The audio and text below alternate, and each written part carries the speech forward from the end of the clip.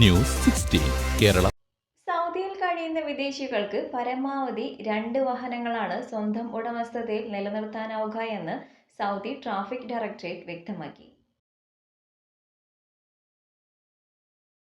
സൗദിയിൽ കഴിയുന്ന വിദേശികൾക്ക് പരമാവധി 2 സ്വകാര്യ വാഹനങ്ങളാണ് സ്വന്തം ഉടമസ്ഥതയിൽ നിലനിർത്താനാവുക എന്ന് സൗദി ട്രാഫിക് ഡയറക്ടറേറ്റ് വ്യക്തമാക്കി. ട്രാഫിക് ഡയറക്ടറേറ്റുമായി നേരിട്ട് സമീപിക്കാതെ ആഭ്യന്തര മന്ത്രാലയത്തിന്റെ ഓൺലൈൻ സേവന പ്ലാറ്റ്ഫോമായ അബ്ഷിർ വഴി നമ്പർ പ്ലേറ്റ് മാറ്റ സേവനം പ്രയോജനപ്പെടുത്താനാകും.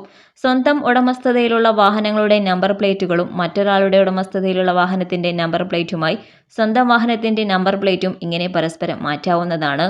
ഇതിന് അബ്ഷിർ പ്ലാറ്റ്ഫോമിൽ പ്രവേശിച്ച് വാഹനങ്ങൾ, സേവനങ്ങൾ, നമ്പർ പ്ലേറ്റ് മാറ്റം എന്നീ ഐക്കണുകൾ യഥാക്രമം തിരഞ്ഞെടുത്താണ് നടപടികൾ പൂർത്തിയാക്കേണ്ടത്. സേവനം പ്രയോജനപ്പെടുത്താൻ അബ്ഷിർ പ്ലാറ്റ്ഫോമിൽ ഡിജിറ്റൽ ഐഡന്റിറ്റി ഉണ്ടായിരിക്കണമെന്നും നമ്പർ പ്ലേറ്റുകൾ പരസ്പരം മാറുന്ന 2 പേരും വാഹനങ്ങളുടെ ഉടമകളായിരിക്കണമെന്നും വ്യവസ്ഥയുണ്ട്.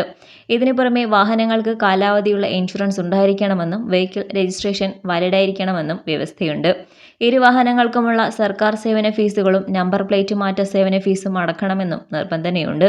ഈ നടപടികളെല്ലാം പൂർത്തിയാക്കിയ ശേഷം നമ്പർ പ്ലേറ്റ് മാറ്റ അപേക്ഷ സബ്മിറ്റ് ചെയ്യുകയാണ് വേണ്ടതെന്ന് ട്രാഫിക് ഡയറക്ടറേറ്റ് പറഞ്ഞു. News 16 news desk.